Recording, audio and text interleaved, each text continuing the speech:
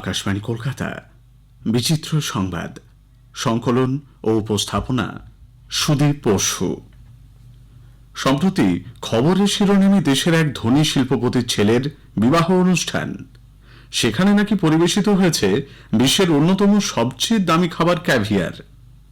সামান্য একটু ক্যাভিয়ারের দাম লাখ টাকা। ক্যাভিয়ার কি, আসেই বা কোথা থেকে? সবচেয়ে বিখ্যাত ক্যাভিয়ার আসে ইরানের অ্যালবিনো স্টারজেন মাছ থেকে। তবে শুধু স্ত্রী স্টারজেন মাছ থেকেই পাওয়া যায় এটি। জেনে অবাক হবেন, আলমাস ক্যাভিয়ারের দাম লক্ষ টাকা, যার কারণে এটি বিশ্বের সবচেয়ে ব্যয়বহুল খাবার হিসেবে বিবেচিত হয়। তবে শুধু দামি বলেই যে শখে মানুষ এই খাবার চেখে দেখেন তা কিন্তু নয়। আলমাস ক্যাভিয়ারকে স্বাস্থ্যক্ষেত্রে মিরাকেল বা অলৌকিক বলে মনে করা হয়। ক্লিভল্যান্ড ক্লিনিকের রিপোর্ট অনুসারে সব ধরনের ক্যাভিয়ার ভিটামিন B12 সমৃদ্ধ, যা মানুষের ক্লান্তি এবং দুর্বলতা দূর করতে পারে। ক্যাভিয়ারে প্রচুর পরিমাণে ওমেগা 3 ফ্যাটি অ্যাসিড থাকে, যা মস্তিষ্কের স্বাস্থ্যের উন্নতি করে। ক্যাভিয়ারের প্রাচীনতম লিখিত বিবরণ পাওয়া যায় 1240 সালে মঙ্গল শাসক বাতু খানের জমানায়। উত্তর আমেরিকায় ক্যাভিয়ার জনপ্রিয় হয়ে ওঠে বিংশ শতকের দিকে। সে সময় আমেরিকার সবচেয়ে বড় ক্যাভিয়ার উৎপাদনকারী হয়ে ওঠে। প্রাণীজগৎ অদ্ভুত ও রহস্যময়। জানেন কি বন্ধুরা, সবচেয়ে কম আয়ু যে প্রাণীর, তার আয়ুষ্কাল মাত্র 5 মিনিট, খুব বেশি হলে বাঁচতে পারে 24 ঘন্টা। কথা বলছি মেফ্লাই নামে এক প্রাণীর। মেফ্লাইয়ের পরেই তালিকায় নাম আসবে গ্যাস্ট্রোট্রিচের। এটি এক জাতীয় মাইক্রোস্কোপিক সামুদ্রিক প্রাণী, যা বাঁচে মাত্র কয়েকদিন। এরপর রয়েছে ড্রুন অ্যান্টের নাম। এই পিঁপড়ে বাঁচে মাত্র কয়েক সপ্তাহ। মাছির আয়ুও খুব কম, বাঁচে মাত্র 15 থেকে 30 দিন। অন্যদিকে দীর্ঘায়ু প্রাণীর নাম জানেন? জেলিফিশকে তো অমর বলা হয়। ব্যাকওয়ার্ড এজিং জেলিফিশ প্রাণীবিদদের কাছে পরিচিত টোরিটোপসিস ডোর্নি নামে। গ্রিনল্যান্ড হাঙ্গর প্রায় 272 থেকে 512 বছর পর্যন্ত বেঁচে থাকতে পারে বলে মনে করা হয়। পৃথিবীর অন্যতম রহস্যময় ও দীর্ঘজীবী মেরুদণ্ডী প্রাণী এরা। আর্কটিক মহাসাগর এবং উত্তর আটলান্টিক মহাসাগরের গভীরে এরা বাস করে।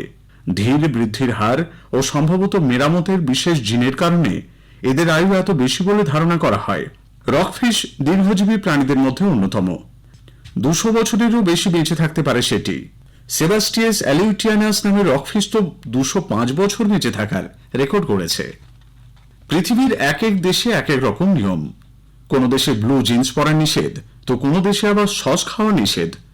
অদ্ভুত শোনালেও এমনই বিধিনিষেধ আছে বিশ্বের বিভিন্ন দেশে। এই যেমন উত্তর কোরিয়াতে ছেলেদের নীল জিন্স পরা নিষিদ্ধ। সে দেশের শাসকের দাবি নীল রং তাদের আমেরিকার কথা মনে করিয়ে দেয়, তাই এই সিদ্ধান্ত নেওয়া হয়। মহিলাদের লাল লিপস্টিক পরাও বারণ। জাপানের ইয়ামাগাটা প্রিফেকচার নামক একটি স্থানীয় সরকার আবার নিয়ম করে হাসার নিদান দিয়েছে। মূলত সেখানকার বাসিন্দাদের শারীরিক ও মানসিক স্বাস্থ্য ভালো করার জন্যই এই আইন। দিনে অন্তত একবার বাধ্যতামূলক হাসার কথা বলা আছে তাতে। প্রতি মাসের 8ম দিনটিকে হাসির মাধ্যমে বাসিন্দাদের স্বাস্থ্যের উন্নতি করার দিন হিসেবে মনোনীত করা হয়েছে। মার্কিন যুক্তরাষ্ট্রের ফ্লোরিডা রাজ্য সুন্দর সমুদ্র সৈকতের জন্য বিখ্যাত। এখানে সাঁতারের পোশাকে গান গাওয়া নিষিদ্ধ। অন্যদের শান্তি যেন ব্যাহত না হয়, তার জন্যই নাকি এই আইন। সিঙ্গাপুরে চুইংগাম নিষিদ্ধ।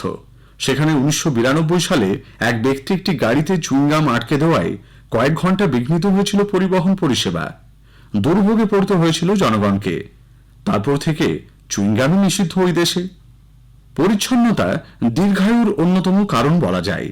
পরিষ্কার ঝকঝকে দেশের কথা চিন্তা করলেই প্রথমে হয়তো আপনাদের মনে আসবে সুইজারল্যান্ড কিংবা জাপানের কথা। তবে জানেন কি, এনভায়রনমেন্টাল পারফরমেন্স ইন্ডেক্সের 2024 রিপোর্ট অনুযায়ী বিশ্বের সবচেয়ে পরিচ্ছন্ন দেশ হচ্ছে এস্তোনিয়া, যেখানে ইপিআই স্কোর 75.3। ইপিআই 40টি প্যারামিটার পরিমাপ করে, যা 11টি বিভাগে বিস্তৃত।